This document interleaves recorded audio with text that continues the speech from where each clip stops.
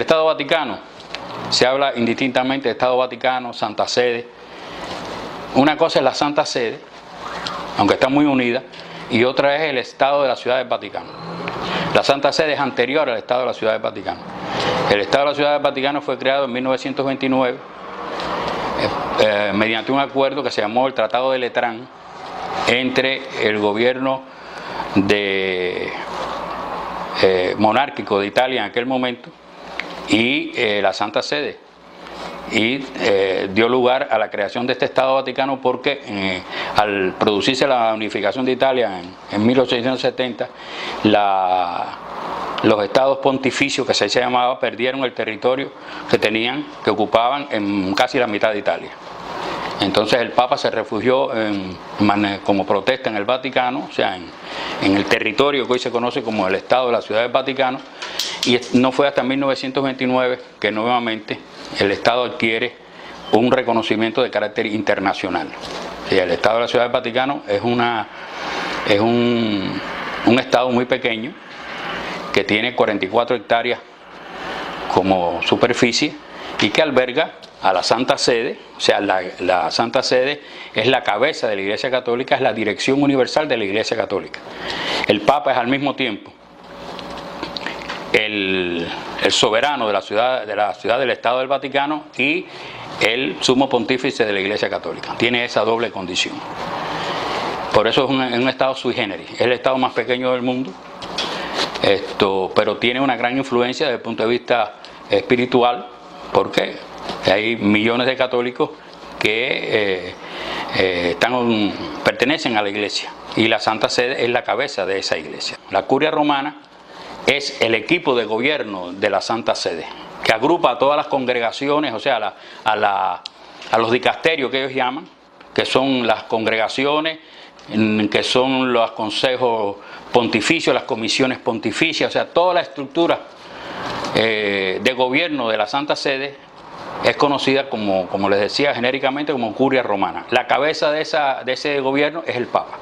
El Papa concentra en sí el poder ejecutivo, el poder judicial y el poder legislativo, y sus decisiones son inapelables. Se hace asistir por esa Curia Romana, cuya dependencia fundamental es la Secretaría de Estado. El secretario de Estado es el principal auxiliar del sumo pontífice para el gobierno de la Iglesia, de toda la Iglesia universal. Y él tiene una comisión que se ocupa de lo que es el Estado de la Ciudad del Vaticano, que preside un cardenal. Entonces el Papa tiene esa doble función. Cuando el Papa viene ahora a Cuba, como vino Juan Pablo II, viene como soberano, o mejor dicho, como pontífice, supremo pontífice de la Iglesia Católica, que al mismo tiempo es soberano, pero su principal función es ser la cabeza de la Iglesia Católica.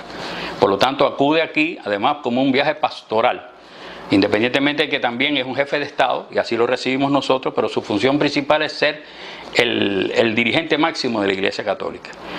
Y por lo tanto, su visita tiene ese doble carácter pastoral y carácter estatal.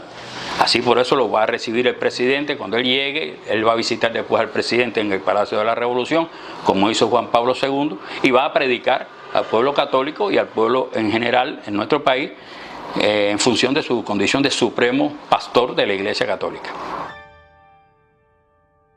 El cuerpo diplomático acreditado entre la Santa Sede, que ya alcanza el número de 187 estados, no reside dentro de la Santa Sede, sino fuera de la Santa Sede. No hay espacio dentro de las murallas que rodean a la Santa Sede, o sea, al Estado, a lo que se llama el Vaticano, el recinto amurallado que se llama genéricamente Vaticano, no puede albergar al cuerpo diplomático que reside fuera, en Roma. Las propiedades, el Estado del Vaticano tiene derecho de extraterritorialidad, o sea, hay posesiones o propiedades del Estado del Vaticano que están fuera de los muros vaticanos, pero que pertenecen a ese Estado.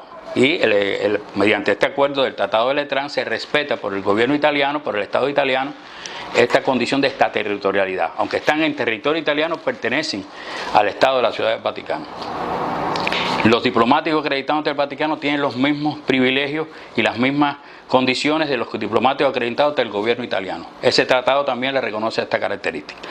Inclusive los diplomáticos ante el Vaticano tienen una doble identificación.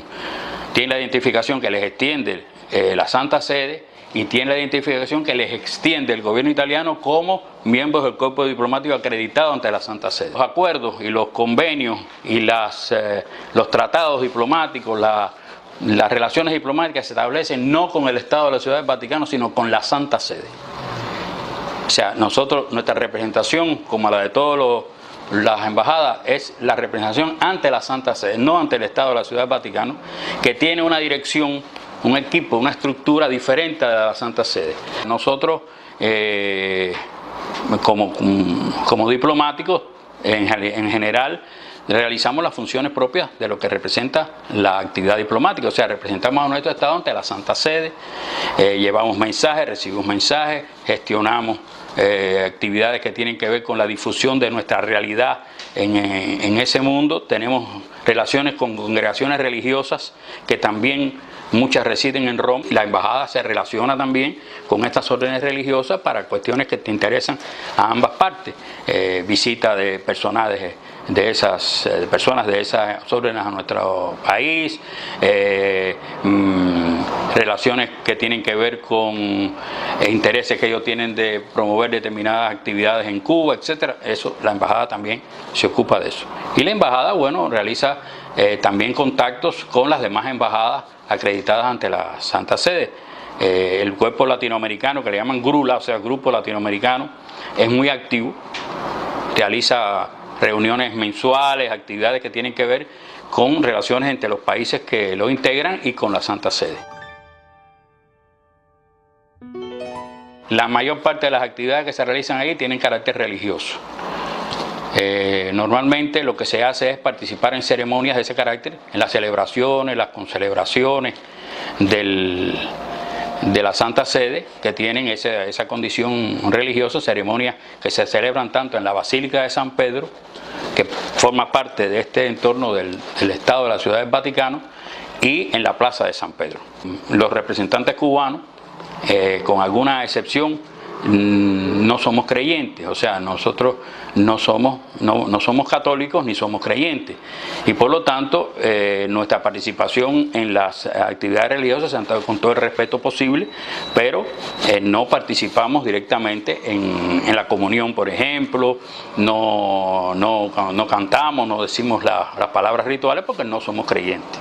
Sin embargo, tanto la Santa Sede como nosotros, o sea, en este caso los representantes diplomáticos cubanos, tienen grandes relaciones, o sea, muy buenas relaciones de respeto mutuo, de comprensión. No hay ninguna actividad, ellos son en la que no podamos participar, somos invitados, estamos presentes, o sea, ellos son muy cuidadosos con respecto a esto, muy deferentes con personas que no solamente no ya sean creyentes, sino que son creyentes de otras religiones. Ahí hay personas que creen en otras cosas, hay musulmanes, hay shintoístas, hay personas de muchísimas, hay protestantes desde luego, luteranos y de otras religiones que no son católicos, por lo tanto van a ir como representantes de sus países, no de sus iglesias. Y nosotros vamos representando a otro país que es un país laico, es un país que no privilegia ninguna religión en Cuba es oficial ni oficiosa, todas son iguales ante la ley, todas tienen el mismo respeto y la misma consideración.